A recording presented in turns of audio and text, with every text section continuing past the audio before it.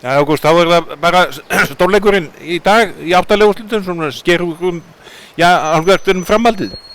Já, við erum að fara bara í mjög stórt verkefni. Ungverjarnir eru þetta feikilega öflugar og eru Evrópumestararnir, þannig að við erum að fara í lið sem mjög kraftmikið, þar keyra mikið tempo og við þurfum að skila boltanum vel á okkur og vera duglegar að hlaupa tilbaka. Búið að fara svolítið vel yfir þetta? Hvernig svona líst þér á möguleikana? Já, við erum búin að skoða þetta bara mjög vel og erum svona að fara bara í lokaundirbúningi núna.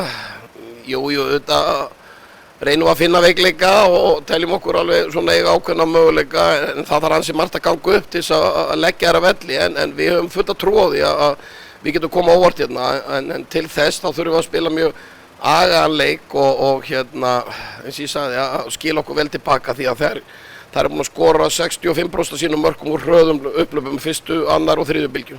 Það þarf að fara mjög vel með boltan og gæta þess hvernig maður líkur sóknunum. Já, algjörlega, það þarf að virða boltan og skila honum af sér á marki, hvað sem helst inn í markið, en helst að enda sóknundar okkar á skotum, þannig að við höfum tíma til þess að komast tilbaka. Aðeins að lokum, hvernig svona ástandið á hópnum eftir þessa törn sem að baki? Ástandið bara gott, það bara allar fitt og bara stelpunni bara spenntar. Það svona mjög góður andi í liðinu og við erum búin að lengi hérna saman, en hvað bara að segja, liðsheildin feikilega öflug og þær standa saman í þessu og við bara svona, hvað bara að segja, það tilhlökkun og við ætlum bara að gefa allt í þetta í dag og sjá hversu langt við förum á því.